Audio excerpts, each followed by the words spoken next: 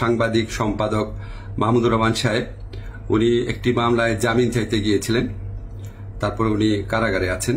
এই ঘটনা সবাইকে, আপনাদের অনেককে দুঃখ দিয়েছে, কাউকে ক্ষুব্ধ করেছে।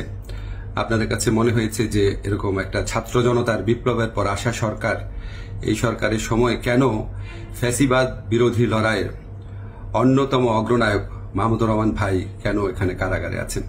তো আমি আপনাদেরকে একটু ব্যাখ্যা করি বিষয়টা। প্রথমেই বলে রাখি, আমি ওনাকে খুবই শ্রদ্ধা করি।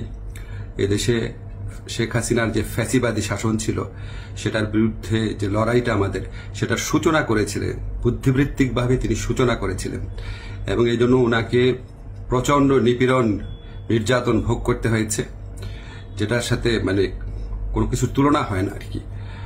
তো উনাকে একটা অবিশ্বাস্য, একটা চরম ভুয়া মামলায় ওনাকে ফ্যাসিস্ট শেখ হাসিনা সরকার ওনাকে শাস্তি দিয়েছিল।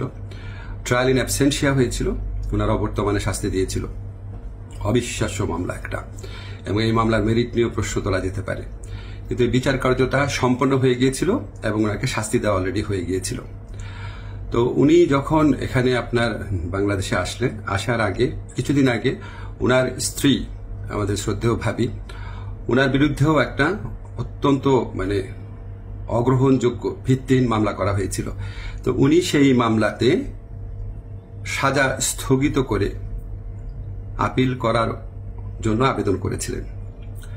এই আবেদন কিন্তু আইন মন্ত্রণালয় অথবা আমার কাছে আসে না, এটা যায় স্বরাষ্ট্র মন্ত্রণালয়ের কাছে। স্বরাষ্ট্র মন্ত্রণালয় যখন আমাদের অভিমত চেয়েছে, আমরা ইতিবাচকভাবে এটা দেখার জন্য জোর সুপারিশ করেছি।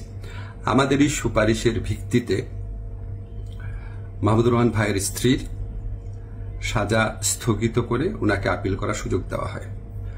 মাহমুদুর রহমান ভাই যেই মামলায় শাস্তি পেয়ে আজকে জেলে আছেন, এক্স্যাক্টলি এই মামলায় আরেকজন বরেন্দ্র সাংবাদিক শফিক রহমান, উনারও সাজা হয়েছিল। উনি ঠিক একইভাবে মাহমুদুর রহমান সাহেবের যে স্ত্রী আছে, উনি যেমন আবেদন করেছিলেন যে সাজা স্থগিত রেখে আপিল করার জন্য, উনি একইভাবে সেই আবেদন করেছিলেন।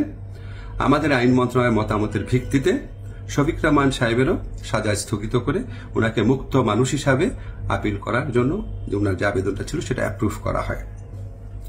মাহমুদুর রহমান ভাই এটা করেন নাই। আপনারা সবাই জানেন উনার অত্যন্ত স্ট্রং আত্মসম্মান বোধ, উনি খুব দৃঢ়চেতা মানুষ, খুবই দৃঢ়চেতা মানুষ, প্রচন্ড দেশপ্রেমিক মানুষ। হয়তো উনার এই সমস্ত ব্যক্তিত্বের কারণে উনি মনে করেছেন উনি কোনো সাজা স্থগিতের আবেদন করবেন না, বা হয়তো যে কোনো কারণে হোক, আমি জানি না, উনি সাজা স্থগিত রেখে মুক্ত মানুষ হিসাবে আপিল করার কোনো আবেদন করেন নাই। ফলে এটা করার কোনো রকম স্কোপ কোনো মন্ত্রণালয়ের, কোনো সরকারের ছিল না। উনাকে যেই আদালত এই ভুয়া মামলাতে উনাকে শাস্তি দিয়েছিল, উনি সেই আদালতে জামিন চাইতে গেছেন। আমাদের ফৌজদারি কার্যবিধিতে আছে, যদি কোনো আদালত কাউকে 1 বছরের বেশি শাস্তি দেয়, ফৌজদারি মামলা যদি 1 বছরের বেশি শাস্তি দেয়, তাহলে সেই আদালত দোষী সাব্যস্ত ব্যক্তিকে জামিন দিতে পারবে না, জাস্ট পারবে না, কোনো স্কোপ নাই।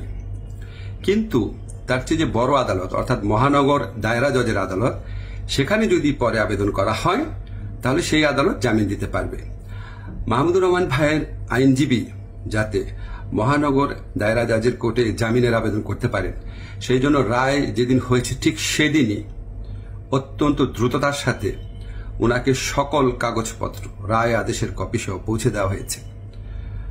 আজকে আমি যখন আপনাদের সাথে কথা বলছি, আজকে হচ্ছে বুধবার, উনি যে কোনো কারণেই হোক উনি জামিনের আবেদন এখনো করেন নাই।